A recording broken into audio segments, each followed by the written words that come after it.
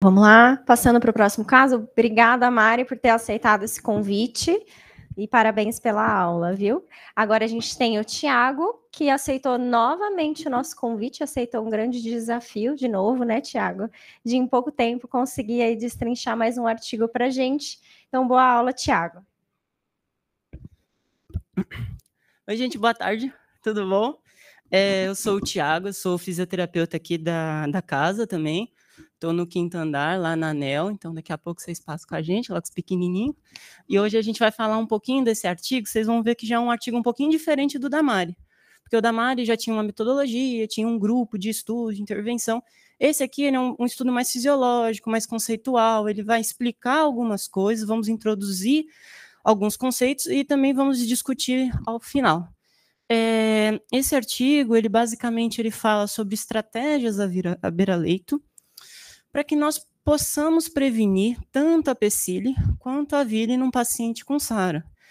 Só que assim, a gente fala de PCILI, de VILI, só que eu acho que primeiro a gente tem que entender o que são esses dois conceitos, entender o que é uma VILI, entender a patogênese da PCILI, para que nós possamos tratar e também preveni-las.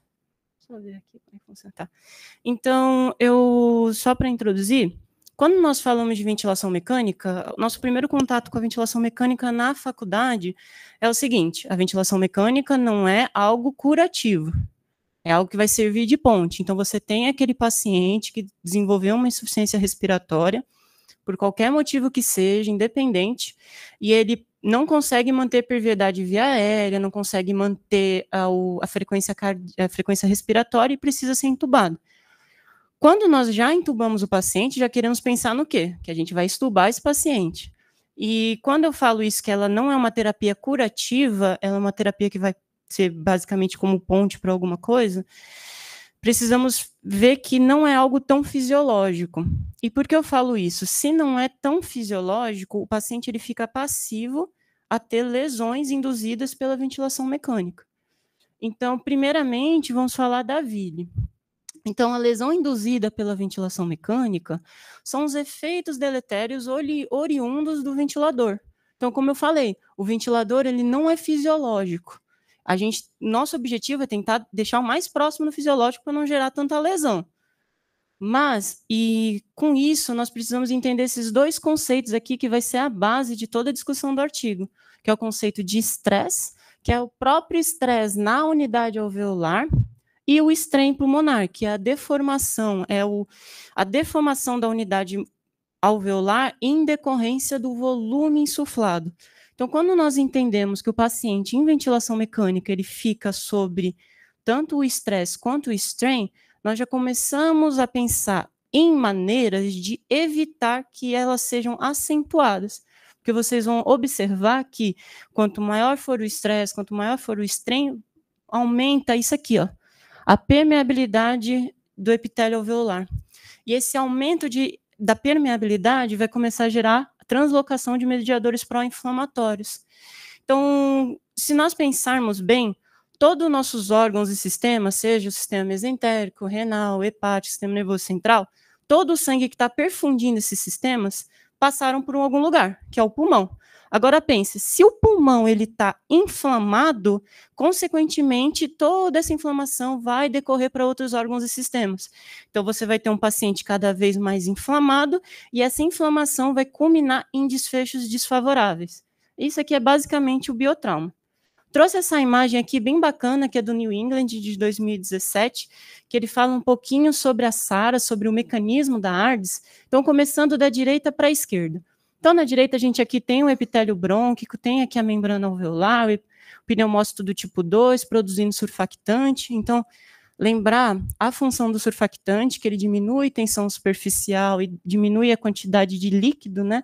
Porque ele tem duas propriedades, uma isofílica e outra isofóbica. Então, ela separa as moléculas de água, gerando diminuição na tensão superficial. Aqui você tem o macrófago alveolar e toda a membrana alveolo-capilar. Lembrando que a membrana alveolo-capilar ela é regida pelas leis de Fick. Então, você tem área sob espessura, vezes difusibilidade, vezes o ΔP. Então, o que eu quero dizer com isso? Que o oxigênio ele precisa de uma área de troca importante com uma diminuição de espessura. Só que quando você tem a injúria pela ventilação mecânica, seja pelo volutrauma, que o volutrauma é um volume corrente exacerbado, mais de 8, 10, 12 ml quilo, você aumenta esse estresse, aumenta consequentemente o strain nessa unidade alveolar. Você começa a gerar lesão, e essa lesão vai fazer com que ocorra o aumento da permeabilidade vascular, e esse aumento começa a gerar edema, começa também a alterar aqui as forças de Starling. Então, aqui nessa imagem, você tem um macrófago, né, membrana alveolo-capilar. Então, por algum motivo, teve uma lesão, seja por bactéria, fungo, etc. O macrófago, ele vai começar a fagocitar esse corpo estranho, só que o macrófago ele vai pensar, poxa, sozinho eu não consigo, então ele vai começar a fazer a quimiotaxia. Com a quimiotaxia, ele começa a vir a migração de quem? De neutrófilos e monócitos. Mas para ter essa migração, precisa que o quê? Que ocorra a passagem. Então, vai começar a aumentar a permeabilidade da membrana alveolo-capilar, favorecendo a translocação de neutrófilos e macrófagos. Então, aí a turma toda vai estar reunida para lutar contra aquele corpo estranho ou contra a própria lesão gerada pela ventilação mecânica.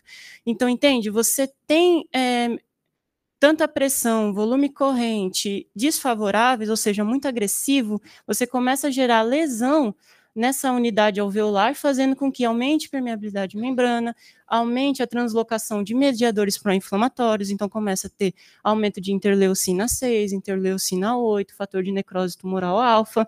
Consequentemente, você tem inativação de surfactante, então com a inativação de surfactante, você aumenta a tensão superficial e aumenta a quantidade de edema. Então, consequentemente, eu vou ter cada vez mais um alvéolo menos complacente e com mais elastância. Então, é um ciclo que ele vai se autoalimentando. Por quê? Se você tem uma unidade alveolar menos complacente, cada vez mais você vai exigir um volume corrente mais alto.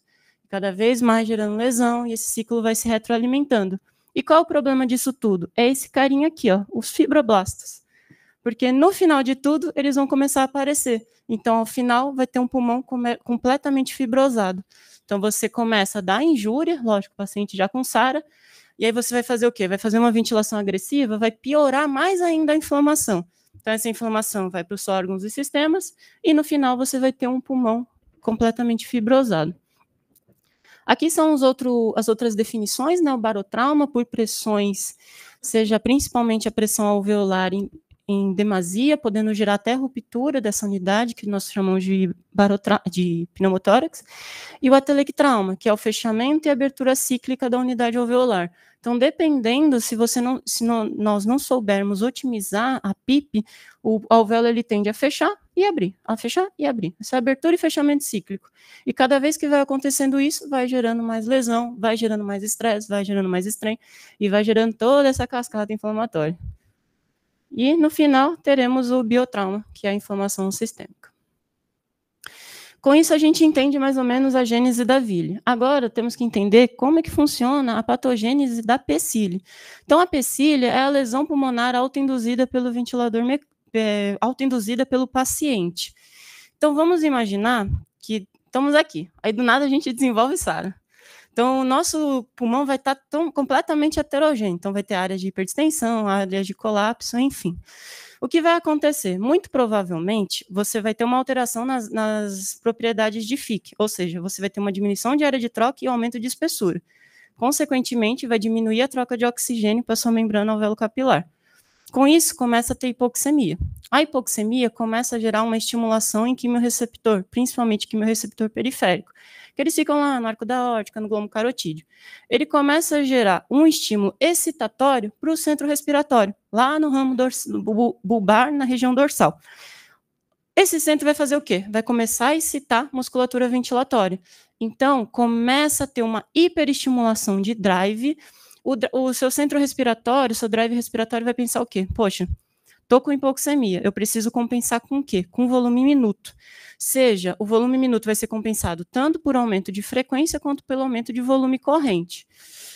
Então, começa a ter altos volumes correntes e esses altos volumes eles vão pela maior negativação da pressão pleural. Então, você vai ter maior incursão diafragmática, essa maior incursão gera uma negativação de pressão pleural, e isso começa a aumentar a pressão transpulmonar, que é uma coisa que a gente vai discutir mais para frente.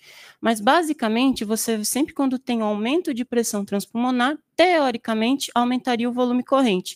Isso não é linear, porque depende das propriedades viscoelásticas do pulmão. A questão é que a gente está falando de um pulmão de Sara, um pulmão completamente heterogêneo.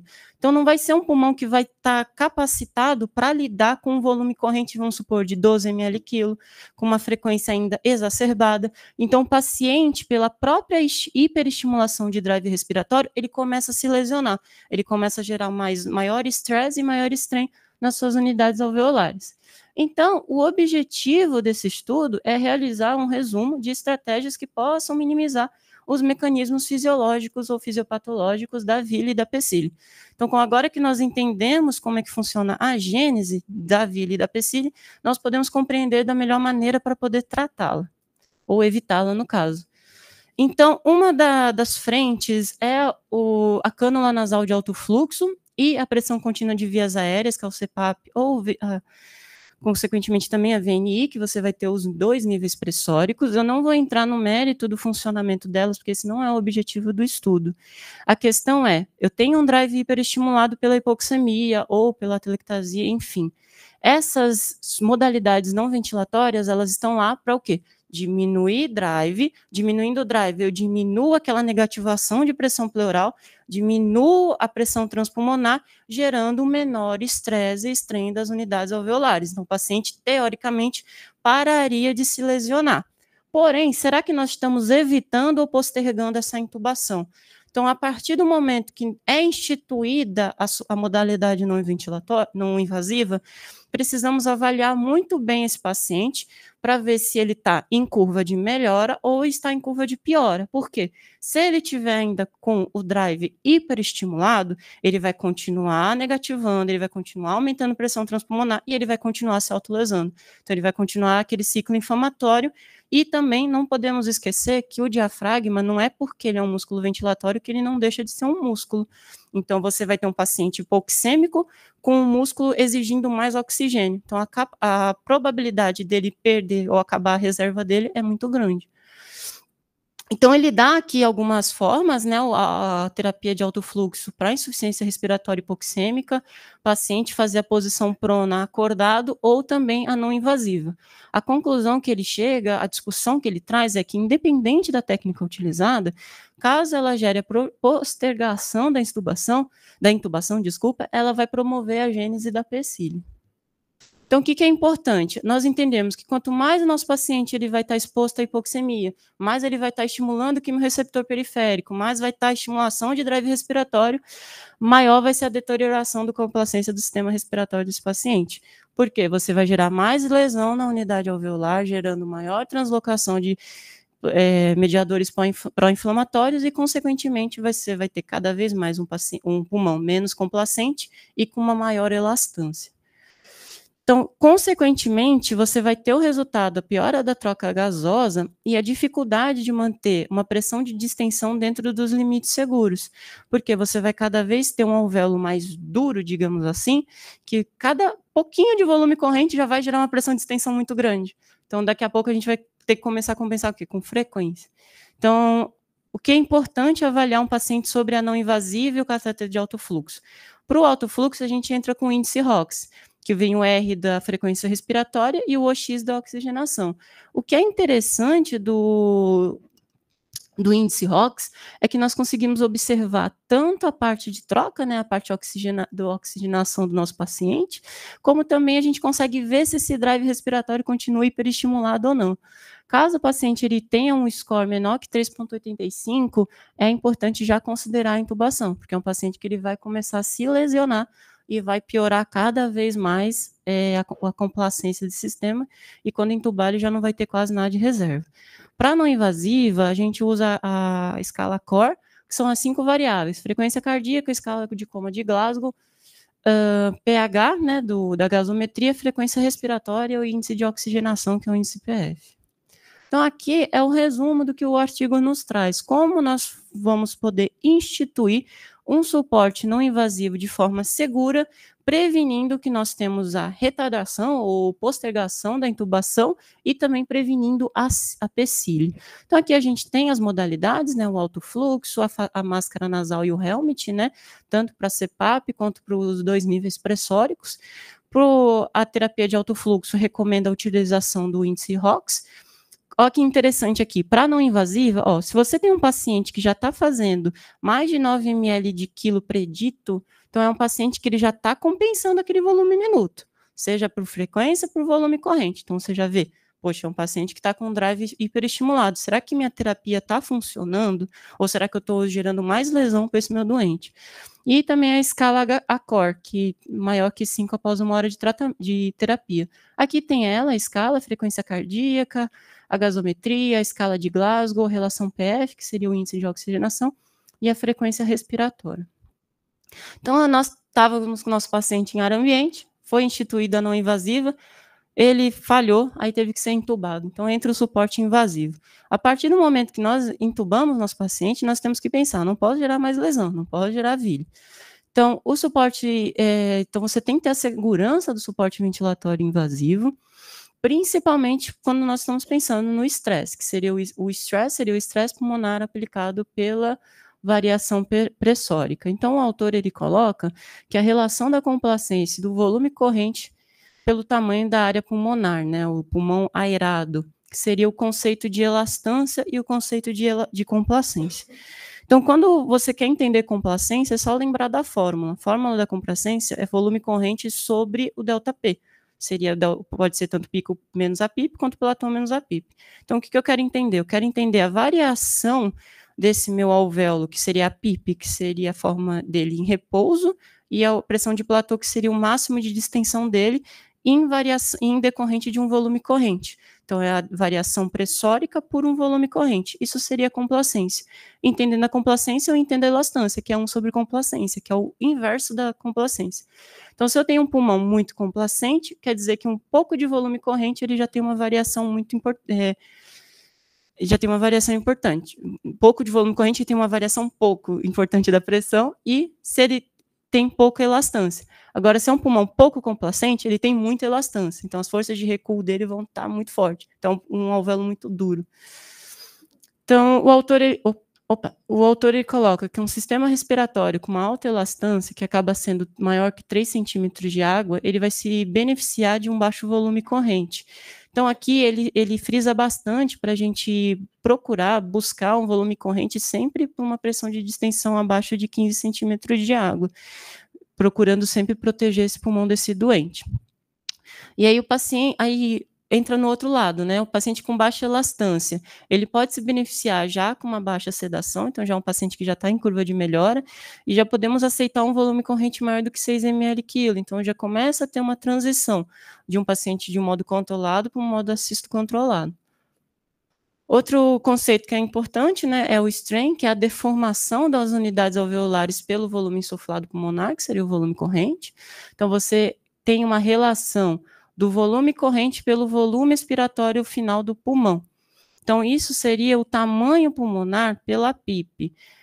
Para entender isso, eu fiz uma associação mais ou menos, que eu até pedi ajuda para o Rafael no dia, que eu não estava entendendo o que seria esse volume pulmonar ao final da expiração.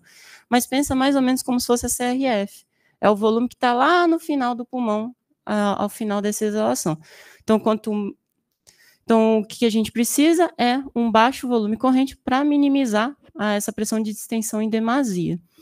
Só que quando você diminui o volume corrente, quando você está lá na fórmula do volume minuto, fórmula do volume minuto, volume corrente vezes frequência, você está diminuindo o volume corrente, só que você precisa de volume minuto, então você começa a aumentar a frequência. Então, começa a ter essas custas de um aumento de frequência respiratória que também pode começar a ser lesivo. Então, o Gattinoni e os colaboradores, eles acabam definindo, né, traz essa definição de mecânica power. problema do Mechanical Power, que seria a concentração de energia que está sendo inferida tanto no circuito do ventilador quanto nas unidades alveolares, é que ela é muito difícil de aplicar beira-leito. No outro slide eu vou trazer a fórmula dela, muito bonita. Então, ela leva em então, precisa levar em consideração os efeitos das pressões de vias aéreas, o volume corrente, a frequência respiratória e a PIP para prevenir o desenvolvimento de PSIL. Então, aqui, ó, a fórmula do Mechanical Power. É muito bonitinha, né? Fácil de calcular. Dá para calcular de cabeça aqui. Só que o que é importante aqui do Mechanical Power é que você não está levando em consideração a influência dos músculos respiratórios. Então, você tem que fazer isso com o paciente passivo. A partir do momento que o paciente está entrando numa modalidade assisto-controlada, você já não consegue mais calcular o Mechanical Power. E fora que também a gente tem que levar em consideração da energia que está sendo distribuída no próprio circuito do ventilador, na própria via aérea artificial, quanto também na unidade alveolar. Então, aqui é só um resumo, né, de como você utilizar uma ventilação controlada para prevenir a vilha. Então, eles frisam bastante a questão do volume corrente de 4 a 8 ml de peso predito, desde que você tenha uma driving pressure menor que de 15 centímetros de água. Esses dois outros pontos a gente vai discutir ainda. Então, quando a gente vai falar de posição prona, eu achei bem interessante nós entrarmos nas zonas de West, porque, querendo ou não, posição prona é puramente fisiologia. Se você entende a fisiologia, você entende o que é uma zona 1, uma zona 2, zona 3, você começa a compreender porque a posição prona ela se faz sentido. Então, essa aqui é a Zonas de West, publicado pelo West, em 1970. O que ele traz? Aqui, vamos imaginar um paciente em ortostatismo, em sedestação, como vocês estão agora. A zona 1 seria uma zona que a pressão alveolar ela é maior que a pressão arterial, que é maior que a pressão venosa. Aqui, você vê que é um capilar que está comprimido. Então, teoricamente, nós não deveríamos ter zona 1 aqui, né? Se a gente tiver, a gente não está fazendo troca gasosa, aí é complicado. A zona 2 já é uma zona de intermédio, então você tem uma pressão alveolar arterial, que já passa a pressão alveolar, só que a pressão venosa ainda não exerce tanta função, ela é menor. Nesse caso aqui, a gente já começa a ter recrutamento de capilar. E a zona 3 é uma pressão arterial, que é maior que a pressão venosa, e a pressão venosa passa para a alveolar. Para pensar, ou para um macete de pensar, é só pensar que a alveolar sempre vai caindo uma. Então, caiu aqui, vai para cá, depois caiu mais uma. Aqui, o alvéolo basal, que é o da área dependente, ele sofre influência do quê? Do peso do próprio pulmão, ele sofre influência da complacência da caixa torácica, ele sofre influência da cavidade abdominal e do peso do coração. Então, a gente tem que pensar isso quando o paciente estiver na posição supina. Já vou falar mais para frente. Outro contexto que é importante é a relação ventilação-perfusão.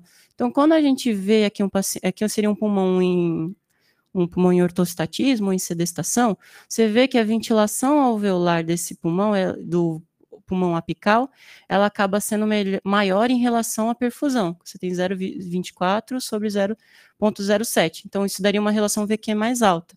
Que seria uma relação VQ alta? Tem mais ventilação do que perfusão. Agora, um alvéolo basal, mesmo que ele seja mais ventilado e mais perfundido, ele tem uma relação VQ mais baixa, tá vendo? 0,63. Então, o que quer dizer? Aqui, como ele sofre influência do próprio peso do pulmão, também tem a região aqui que ele está mais próximo da artéria pulmonar, mais próximo do coração, ele é um pulmão menos expandido, ele é mais fechadinho, mas ele é mais perfundido, em comparação com o alvéolo apical, que ele já é mais abertinho. Então, com isso, nós podemos entender um pouquinho como faz o uso da posição prona. Então, ela fica indicada com um caso de paciente de SARA moderada grave, né, que você vai pelo menos pela relação PF menor que 150, desde que ter sido todo otimizado.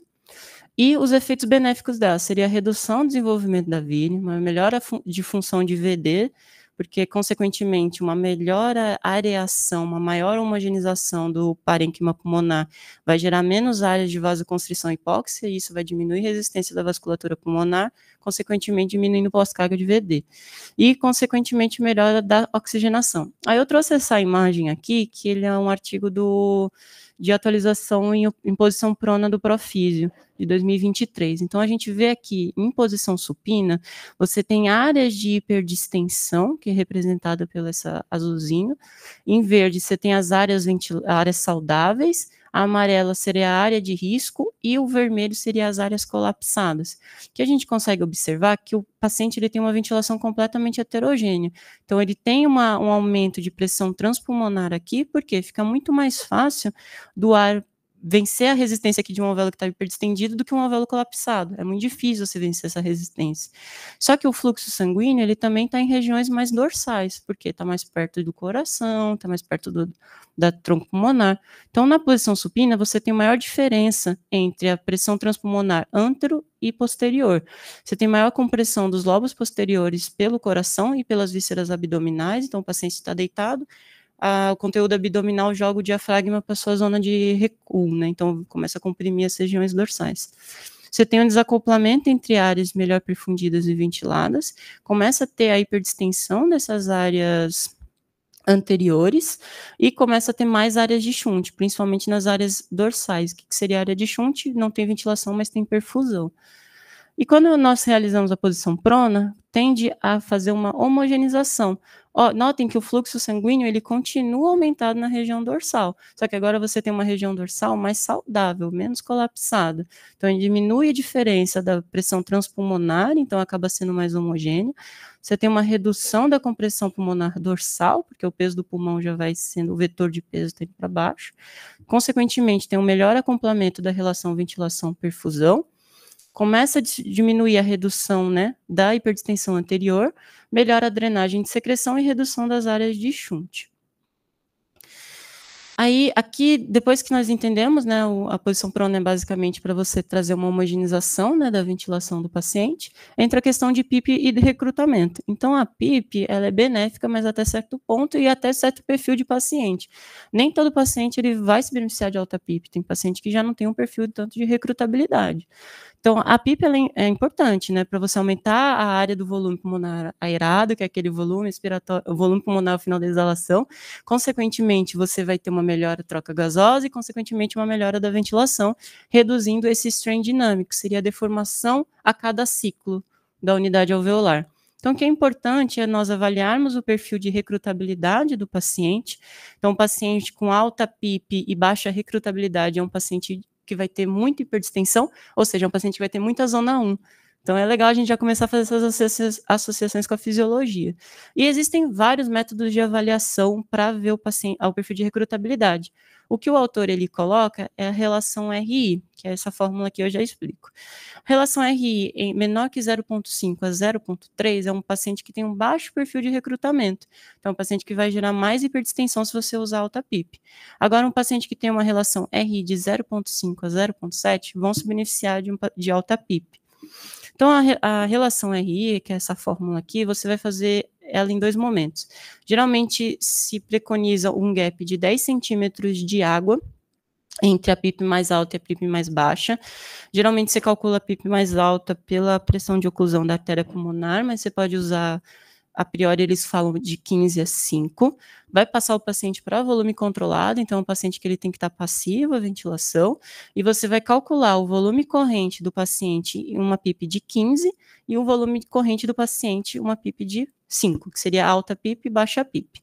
Então, quando você olha aqui a fórmula, você tem o volume corrente, a diferença entre o volume corrente em alta PIP e baixa PIP, menos o volume corrente de alta PIP, então você tem que ver qual é o volume corrente exalatório em alta PIP, dividido pelo volume corrente programado no ventilador, vezes a pressão de platô em baixa PIP, então por isso que é importante fazer uma pausa inspiratória para ver o platô desse paciente em baixa PIP, menos a PIP baixa, que seria nesse modelo 5, dividido pela PIP alta, que no modelo ficou 15, menos a PIP de 5, menos 1. Nisso você vai ter essa relação, e se for maior que 0,5 a 0,7, é um paciente que vai se beneficiar de altos níveis de PIP. Aqui foi um artigo de Moraes e colaboradores, é um artigo fisiológico da Respiratory Critical Care Med de 2018. Esse artigo, eles fizeram uma avaliação fisiológica da PIP em ratos, porcos e acho que foram 2 pacientes, se não me engano. Então, aqui você vê uma tomografia com positron que ele está avaliando inflamação. Então, vocês olham que um paciente com perfil de recrutabilidade, né, em alta PIP, ele tem um perfil ele tem um tecido pulmonar muito mais homogêneo. Então, teoricamente, estaria gerando menos inflamação. Agora, com baixa PIP, olha que interessante, você tem essas áreas mais amarelinhas, que seriam áreas de maior inflamação, principalmente em áreas que a gente acaba vendo, são as regiões dorsais, né? Então, o que acontece? Aqui, provavelmente, é um paciente que beneficiaria de alta PIP, mas está com uma PIP muito baixa, fazendo aquela abertura e fechamento cíclico, aumentando a inflamação e gerando o atelectrão. Aqui é outra forma que o autor fala, né, de uma das formas de avaliar o recrutamento do paciente, seria pela tomografia de impedância elétrica. Então, faz a manobra de recrutamento e depois vai titulando ao ponto que você vai encontrar uma zona que tem tanto menos hiperdistensão quanto menos colapso. E a pressão transpulmonar. Então, a pressão transpulmonar ela é muito importante para a gente avaliar tanto o estresse e, consequentemente, o estresse pulmonar. Então, a pressão transpulmonar ela é representada pela pressão alveolar, que a gente vai tirar pela pressão de platô, menos a pressão pleural. Aí, como a gente vai calcular a pressão de pleural? Nesse caso, é necessário um manômetro de pressão esofágica. Ele vai ficar lá no terço médio inferior do esôfago e consequentemente, ele consegue avaliar a pressão pleural. A pressão transpulmonar, aqui a gente consegue ver, aqui tem a pressão pleural, alveolar, e aqui a pressão pleural vista pela pressão esofágica. O que é complicado é que acaba não sendo tão aplicável, né? Que não é sempre que a gente vai ter um manômetro de esofágico, tem que ter um ventilador específico e um profissional específico para fazer essa avaliação. Mas com isso, a gente consegue ver esse volume pulmonar ao final da expiração. Se ele estiver baixo, quer dizer que o alvéolo não está tão aberto, então ele estaria tendendo a um colapso alveolar. Tanto um alto volume ao final da expiração seria um paciente ou um alvéolo tendendo a hiperdistensão alveolar. Então, o autor sugere, pelo cálculo com o catéter esofágico, que essa fórmula teria que ter mais ou menos entre menos 2 a mais 2 centímetros de água, que isso seria uma prevenção de vida do paciente. Só que aí você pode fazer outros cálculos, né, que aqui ele acaba não levando tanto em consideração a desigualdade ventilatória. Então, ele fala sobre a pressão transpulmonar calculada pelo catéter esofágico ao final da expiração e ao final da inspiração, que aí ele define como PELI e PELEI, que seria ao final da ES e ao final da INS. Com essa fórmula, ele calcularia o método de entrega de elastância. Então, ele avalia o estresse gerado na parede alveolar, mais a deformação, que seria o strain, da arquitetura alveolar durante cada ciclo inspiratório e exalatório. Então, esse método, ele levaria em consideração a variação da pressão pleural no eixo ventrodorsal do pulmão. Então, aqui a pressão pleural, ela vai assumir vai ser heterogênea em cada região e, consequentemente, só a pressão esofágica pura, ela não teria tanta confiabilidade, por isso que ele coloca que seria interessante avaliá-la ela com uma pausa expiratória e uma pausa inspiratória, principalmente por causa das regiões passíveis à hiperdistensão, que seriam as regiões não dependentes. Então, a avaliação, aí o autor fala, né, da questão da limitação da pressão esofágica e introduz uma forma de nós calcularmos essa pressão sem a utilização de um catéter esofágico, que seria uma relação entre a elastância pulmonar dividida pela elastância do sistema respiratório. Então, essa relação baixa seria um paciente que ele teria se esse paciente tiver essa relação baixa e ele ter um perfil de recrutabilidade, ele se beneficiaria de altos níveis de PIP, podendo até aceitar uma pressão de platô um pouquinho mais alta. Agora, se ele tiver uma relação alta, ou seja, um sistema com muita elastância, ele já pede para utilizar PIPs mais baixos, ele sugere, né, a utilização de PIPs mais baixas, com uma pressão de platô entre 28 a 30. E após o nosso paciente sobreviver à ventilação controlada, assistida controlada, ele entra para a modalidade espontânea. Então, a gente pegou o nosso paciente de tudo que é jeito. Então, mesmo que o paciente ele esteja em modalidade espontânea, esteja em curva de melhora, ele não fica, ele ainda é passivo de gerar PSILI. Então, ficar avaliando o esforço ventilatório do nosso paciente, e quando entra na ventilação assistida, nós temos 2 objetivos, quer dizer, 3, né? Extubar, proteger o pulmão e proteger o diafragma. Então, tem que evitar a questão da superassistência e a subassistência. Então, ele fala, né, da relação do manômetro esofágico, a manutenção de 10 a 15 centímetros de água, abaixo do que isso seria uma questão de subassistência, acima de superassistência. A avaliação da P01, que P01 seria a demonstração do drive respiratório, que seria a pressão de oclusão no primeiro milissegundo. Maior que 3,4, você teria uma hiperestimulação. E também o cálculo da delta POC, que você faz a pausa exalatória, com isso você multiplica por 0,66, tendo a PMUSC do paciente. Outros pontos que são importantes entram na parte da sedonalgesia, então o propofol para redução de esforço ventilatório e opioides para redução de frequência para fazer essa manutenção desse drive hiperestimulado. Também o autor sugere para nós avaliarmos sempre a questão de mobilidade diafragmática, ver se o nervo frênico está preservado, e acho que isso é muito importante para nós aqui na casa, né, por conta da própria cirurgia, pode ter lesão de frênico e, consequentemente, uma paresia até evoluindo para paralisia diafragmática. Então, é importante nós avaliarmos para ver quais serão as condutas. E com isso a gente finaliza o artigo, questão de análise crítica, né, ao final. Eu acho que acho que a gente precisa entender ainda mais algumas coisas, eu acho que a gente precisa simplificar mais ainda, que nem o Mechanical Power, acho muito complicado, acho que a gente tem que simplificar mais, e eu acho que também precisamos entender como nós podemos aplicar esses conceitos na nossa população, principalmente agora que eu estou na ANEL, pensar nas nossas crianças, né, como proteger o pulmãozinho delas. Aqui eu deixei um QR Code, esse QR Code tem, eu acho que tem um livro de fisiologia, tem um artigo de Mechanical Power, se alguém se interessar, um artigo da atualização da posição prona, e os artigos que eu utilizei, tanto esse como o da tomografia de impedância. É isso.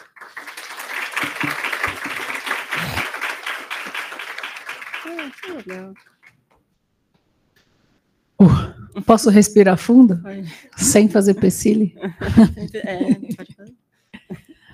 Puxa, Tiago, parabéns, assim, a gente estava aqui vibrando, assim, com a sua aula, assim como a aula da Mariana, por conta, inclusive, do aprofundamento fisiopatológico que a gente viu aqui, né? Esse é o exemplo de como as nossas argumentações nas discussões da beira-leito têm que chegar nesse nível, esse é o nível ideal de argumentação. E quem conseguiu te acompanhar, assim, no seu raciocínio, que foi linear e indefectível, pôde perceber que você o tempo todo fez um paralelo interessante entre a fisiologia, entre o que a ciência mostra e entre o que é factível à beira-leito. Então, acho que todo mundo entendeu perfeitamente que o Mechanical Power pode ser uma medida que nos traz muita informação, mas para você usar no teu dia a dia a beira-leito, talvez não funcione, não seja a melhor coisa. Agora, quando a gente traça um raciocínio pensando na permeabilidade alveolar ou alvéolo capilar, e você está lá, do lado do doente, e no teu cérebro está indo aquela imagem mental do que está acontecendo ali, o efeito Pendeluft, a inflamação alveolar, quando na tua cabeça tem isso, fica muito mais solto, muito mais tranquilo a argumentação, quando você discorda de alguma coisa que a equipe possa estar propondo, né? É lógico que no final das contas, pode ser até que a gente acabe tomando um caminho que a base de argumentação não é aquela que a gente gostaria. Sim. Mas é fundamental que a gente se posicione. E a gente só pode se posicionar porque a gente está aqui sentado e te ouvindo falar. Então, eu queria te agradecer por isso. Acho que você hoje, a Mariana, inclusive, acho que vocês hoje nos subsidiaram de argumentos para quando a gente chegar lá em cima do lado do doente, a gente ter como contra-argumentar numa discussão. E se a gente é parte da equipe, a gente é pago para entrar nessas discussões e, no final, escolher o que é melhor para o doente. Achei fantástico, Tiago, assim, nem tenho nada para corrigir, da aula não é nada disso, é que eu queria só fazer um fechamento mesmo com esse paralelo que você fez, que foi super interessante. Obrigada. Antes de abrir para pergunta. Acho que a Mariana também tem uma pergunta lá no chat. Tiago, parabéns. Valeu a pena, né? Se aceitar esse desafio. Esse artigo eu escolhi de propósito, no sentido de que ele faz um resumo de tudo que vem sendo colocado em evidência em relação à ventilação mecânica.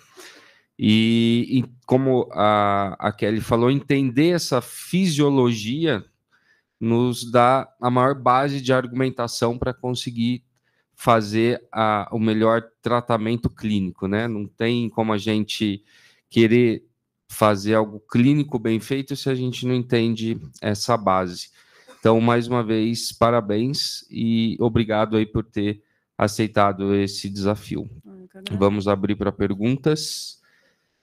Deixa eu só ver, a Mari quer perguntar alguma coisa. Você consegue abrir aí, Marcão, por favor?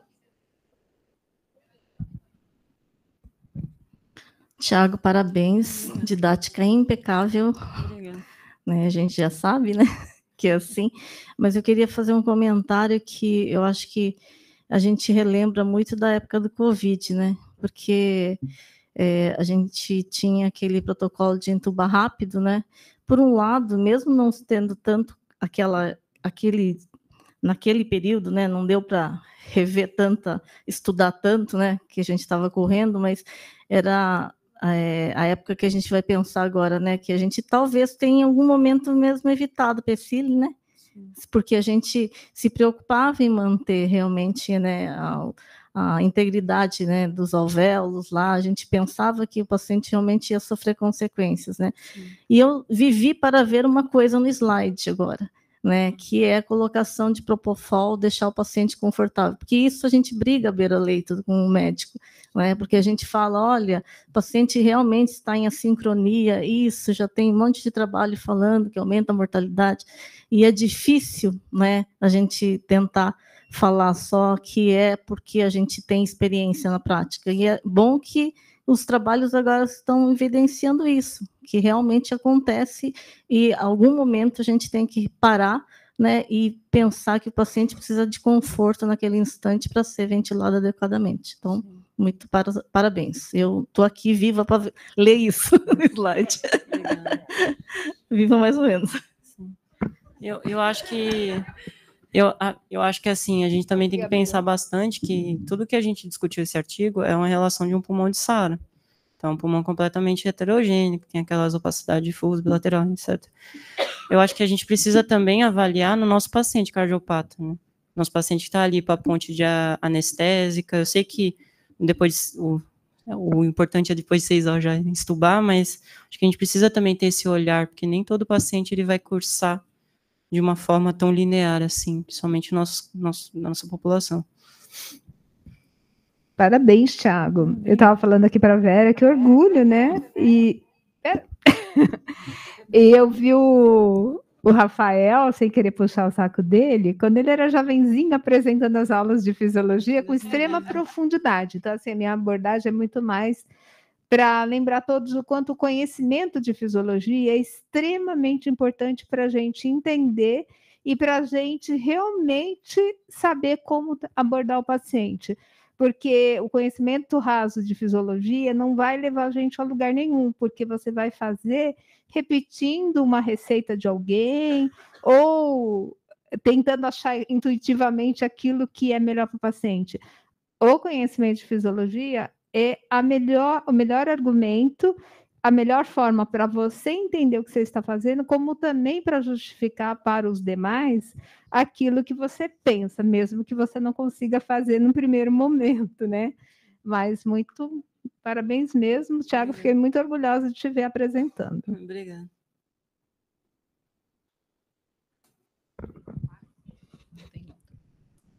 Tem alguma coisa aí no chat? Pessoal, vamos fazer perguntas, aproveitar aí que a gente levantou esse tema. E completando o que a Ana Maria falou, né, não dá para a gente ter conhecimento raso em nada quando a gente está atendendo pessoas, né? Nós precisamos nos aprofundar. E o artigo traz uma questão de conhecimento multimodal, né? Você vê que ele traz todos os pontos quando a gente vai trabalhar aí com ventilação mecânica, desde a fase não invasiva até o paciente totalmente passivo. Então, a gente precisa conhecer um pouquinho de cada ponto para conseguir ter o melhor raciocínio.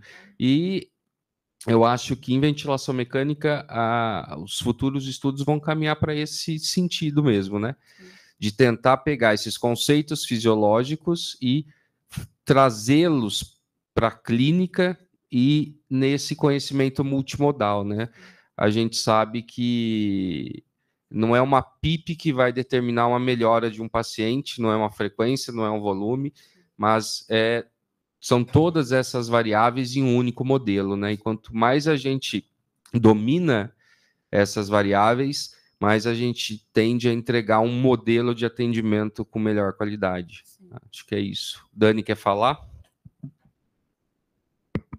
Parabéns, Thiago. Peguei aí um comecinho online e agora o meio para o fim, mas eu acompanho aí a sua evolução já há algum tempo, né? O quanto você tem se dedicado a estudar fisiologia por fora, não só através dos artigos, né? Você busca bastante isso. E, na verdade, eu tenho uma questãozinha que me levantou agora. Você falou agora no finalzinho sobre a disfunção diafragmática, que ele cita, né? A importância de avaliar esse músculo diafragma, a questão do nervo frênico. E dentro de todo esse contexto que você leu do artigo, com toda essa base fisiológica por trás da PSIL, da VIL e tudo mais, na onde você acha que se encaixa essa função diafragmática por trás de todas essas fórmulas que você trouxe, todas essas avaliações de mecânica e tudo mais? A pergunta meio difícil, né? Eu acho que, assim, eu vou falar pelo que eu entendi, assim, do artigo.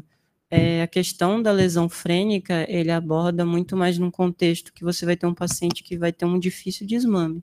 Então, você vai começar a ter supressão dos parâmetros e você vai começar a ver que ele vai ficar mais assincrônico, vai ficar mais desconfortável.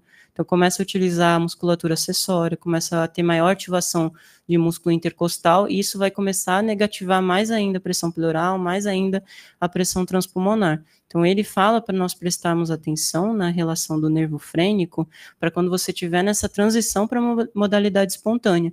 Porque você vai ver que é um paciente, quando o hipo é espontâneo, ele vai começar a ficar muito desconfortável. E ficando desconfortável, ele começa a ficar passivo a gerar PSIL. Seria mais ou menos nessa linha de raciocínio que eu pensei.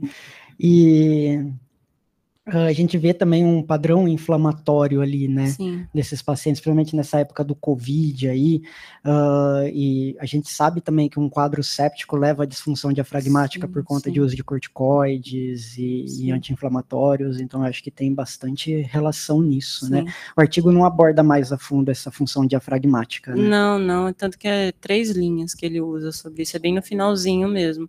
Mas indo no racional, acho que quanto mais nós prevenimos a inflamação, essa inflamação que poderia ser evitável, menos a gente vai perder musculatura periférica. Então, pensando que também nós somos fisioterapeutas, a gente vai ter que tirar esse paciente uma hora do leito, e a gente vai ter que trabalhar. Então, quanto mais inflamado esse paciente vai estar, mais ele vai ter perda, principalmente de musculatura alvo, que seria quadríceps. Então, acho que é importante a gente evitar essa inflamação. Acho que no fundo tudo é inflamação, né? Evitar isso. A inflamação lasca a nossa vida. Inflamação, porque você vai começar a perder musculatura de quadríceps, né? Aí eu vou lá e faço elatimulação. Elatimulação. O que você está falando é super importante, tanto que hoje, se a gente for procurar em revista de biologia, você vai ver que tem muito estudo de marcador inflamatório. Sim. Tem um receptor chamado AXL, que tem um monte de gente estudando, como considerando aí um dos principais receptores para o disparo dessa inflamação alveolar na SARA. E aí, se você achar o bloqueador do AXL, talvez você consiga diminuir a intensidade da inflamação. Sim. Então, com certeza, é tudo sobre inflamação, mas a gente pode fazer no nível macro muita coisa, né? Com certeza. E evitar, né? Inflamação e informação. Olha o que o Rafael tirou aqui, um meme novo para as nossas reuniões científicas.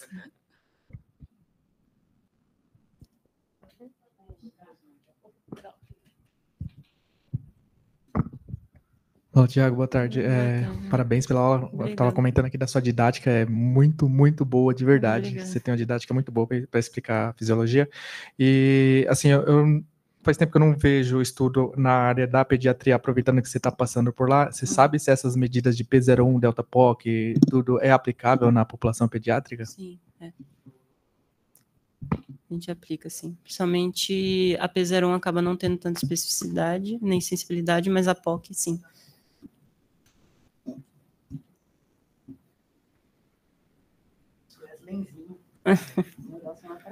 Eu vou mandar para mensagem para ele. Tá Bom, pessoal online, alguém tem alguma pergunta? Podemos encerrar? Então, tá bom. Muito obrigada mais uma vez por terem aceitado esse convite. Muito obrigada pessoal pela presença. Muito obrigada para quem está online, que hoje temos bastante gente aí. É com muita alegria que a gente recebe todo esse pessoal. É o recorde.